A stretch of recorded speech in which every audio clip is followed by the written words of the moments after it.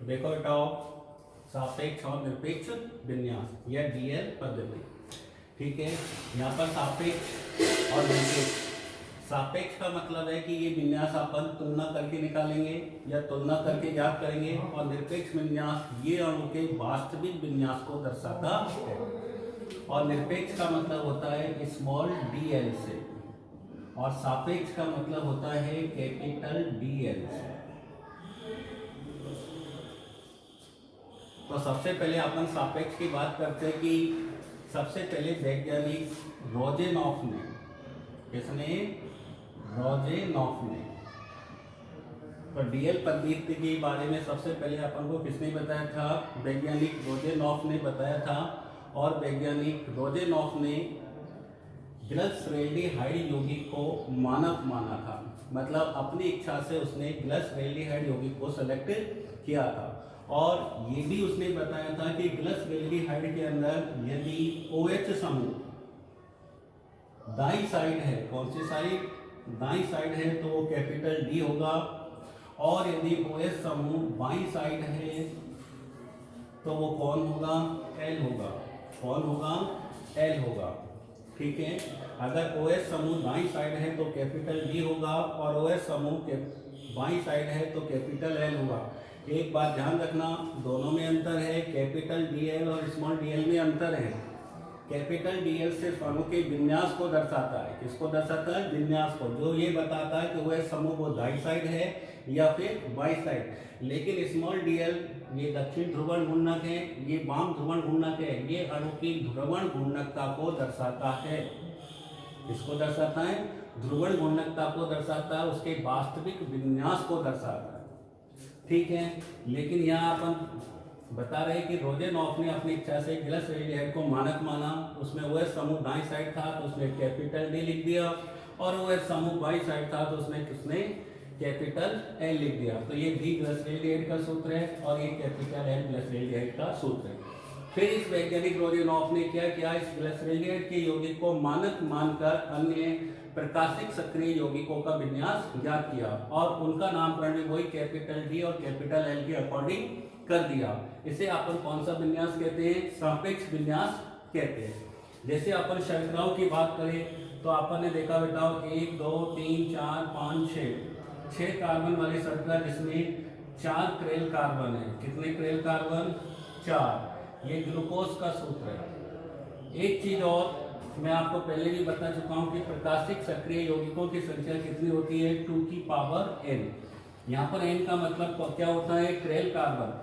Glucose के अंदर 4 curl carbon होते हैं तो 2 की पावर 4 बराबर 16। तो ग्लूकोज के प्रकाशिक समावयवियों की संख्या 16 होती है। कई बार ये एग्जाम में पूछा गया है और इम्पोर्टेंट क्वेश्चन है। फ्रैक्टोज के अंदर क्रेल कार्बन की संख्या 3 होती है। फ्रैक्टोज में ध्यान रखना, फ्रैक्टोज इसमें क्रेल कार्बन 3 होते हैं तो 2 की पावर 3 बराबर 8। इसके प्रकाशिक समावयवियों की संख्या कितनी होगी? 8। ये ध्यान रखना, फ्रैक्टोज ये कीटोन शर्करा या कीटोस, ये कीटोन होती है और ये एल्डिहाइड होती है। तो देखो बेटाओ, अब अपन यहाँ बात कर रहे हैं डीएल की, तो इसको अपन ने, इसमें भी क्या होता है कि जैसे क्रेल कार्बन ज्यादा है तो क्रेल कार्बन ज्यादा है तो अपन इसकी तुलना कैसे करेंगे? अपन नीचे वाले क्रेल कार्बन से इसकी तुलना करेंगे। कौन से कार्बन से? नीचे वाले कार्बन से इसकी तुलना करेंगे। मतलब ये वाला जो पार्ट है वो कैसा होना चाहिए? सेम। कैसा होना चाहिए? सेम होना चाहिए। तो मिलान कर लो, CHOH CH2OH CHOH CH2OH। तो यहाँ देखो, अगर OH कहाँ पर है? दाई साइड है तो इसका नाम क्या हो जाएगा? D glucose. ठीक है, इसी प्रकार यहाँ पर 2 क्रेल कार्बन हो सकते हैं, 3 हो सकते हैं, 4, कितने भी हो सकते हैं, इसलिए अपन ने इसको क्या मान लिया? बाई। तो अगर ये वाली स्ट्रक्चर हुई जिसमें OH समूह दाई साइड है तो इसका नाम हो जाएगा डी शर्करा। ग्लूकोज है तो ग्लूकोज लिख दो, फ्रक्टोज है तो फ्रक्टोज लिख दो, पेंटोज है तो पेंटोज लिख दो। और इसी प्रकार यदि ये OH बाई साइड है तो इसका नाम हो जाएगा एल शर्करा। ठीक है बेटाओ, तो इसका मतलब ये हुआ कि जो डी ग्लिसरॉल्डिहाइड से बनाए जाते हैं या जिन यौगिकों को डी ग्लिसरॉल्डिहाइड में परिवर्तित किया जा सकता है वो डी श्रेणी के यौगिक कहलाते हैं। कौन सी श्रेणी के? डी श्रेणी के यौगिक। तो डी श्रेणी के यौगिक किन्हें कहते हैं? जो डी ग्लिसरैल्डिहाइड से बनाए जाते हैं या डी ग्लिसरैल्डिहाइड में परिवर्तित किए जाते हैं, ऐसे यौगिक डी श्रेणी के कहलाते हैं। जो एल ग्लिसरैल्डिहाइड से बनाए जाते हैं या फिर एल ग्लिसरैल्डिहाइड में परिवर्तित किए जाते हैं, वो एल श्रेणी के यौगिक कहलाते हैं। ठीक है बेटा, एक चीज और मैं आपको बता देता हूं कि ये कैपिटल डी है तो जरूरी नहीं हो ये स्मॉल डी हो। स्मॉल डी का मतलब ये दक्षिण ध्रुवण घूर्णक हो। कैसा हो? दक्षिण ध्रुवण घूर्णक हो। जरूरी नहीं है और हो भी सकता है। इसी प्रकार यदि जैसे माना डी श्रेणी का जो यौगिक है वो जरूरी नहीं है कि वो डी हो, वो एल भी हो सकता है। क्या हो सकता है? एल। इसी प्रकार यदि एल श्रेणी का है तो वो जरूरी नहीं हो कि स्मॉल एल हो, वो डी भी हो सकता है। लेकिन सन 1950 के अंदर एक्स किरण क्रिस्टलोग्राफी विधि की जो खोज है वो एक्स किरण क्रिस्टलोग्राफी विधि के द्वारा वैज्ञानिक बिजबॉयट ने बताया था। किसने बताया था? वैज्ञानिक बिजबॉयट ने एक्स किरण क्रिस्टलोग्राफी विधि के द्वारा पता लगाया था, प्रैक्टिकल किया कि जो डी श्रेणी के या जो जिन प्रकाशिक सक्रिय यौगिकों का विन्यास कैपिटल डी होता है वो मैक्सिमम कितने? मैक्सिमम 100% नहीं, ये ध्यान रखना, 100% नहीं। आगे तो फर्स्ट ईयर में जाके पढ़ोगे कि ध्यान रखना कि जो डी श्रेणी के यौगिक है वो 100% दक्षिण ध्रुवण घूर्णक नहीं होते। लेकिन बिजबॉयट ने बताया था मैक्सिमम जो डी श्रेणी के यौगिक है वो दक्षिण घूर्णक ही होते हैं, ये सही था। और जो एल श्रेणी की यौगिक है वो एल घूर्णक थे, मतलब वाम घूर्णक थे, ये भी सही था। लेकिन मैक्सिमम 100% नहीं। ठीक है बेटा, तो ये ध्यान रखना, जो डी श्रेणी के यौगिक है वो अधिकांश दक्षिण घूर्णक ही होते हैं और जो कैपिटल एल श्रेणी के यौगिक है वो वाम घूर्णक ही होते हैं, अधिकांश, 100% नहीं। तो ये अपनी कौन सी पद्धति हो गई? डीएल पद्धति हो गई। ठीक है, तो बेटा देखो फिशर सूत्र।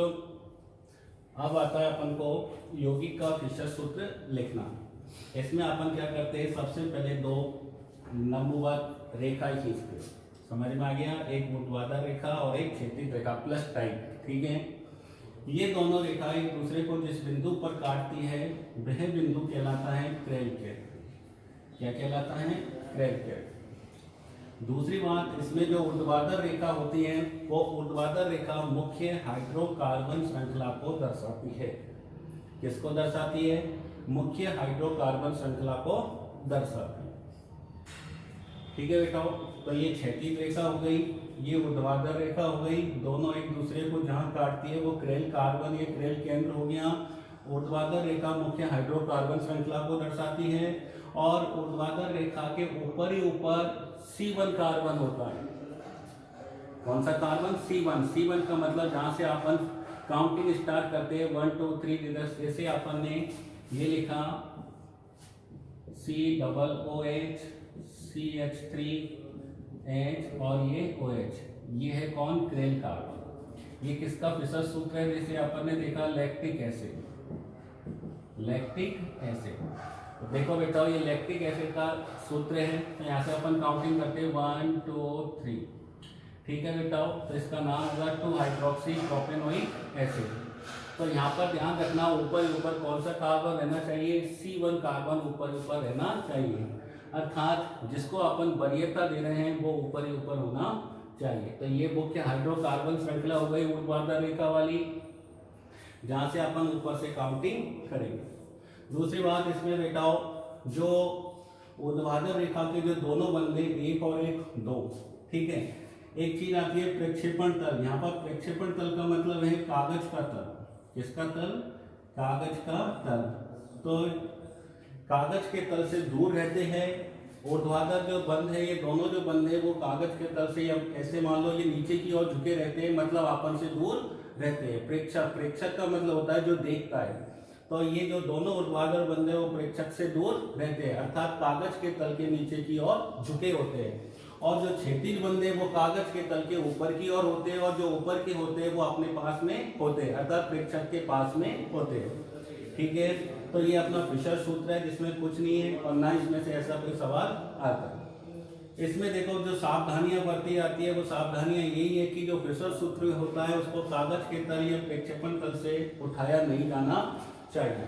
दूसरी बात ये है कि इसको 90 डिग्री या 270 डिग्री के कोण से भी नहीं घुमाना चाहिए। इस चीज को ध्यान रखना, 90 डिग्री और 270 डिग्री के कोण से इसे नहीं घुमाना चाहिए।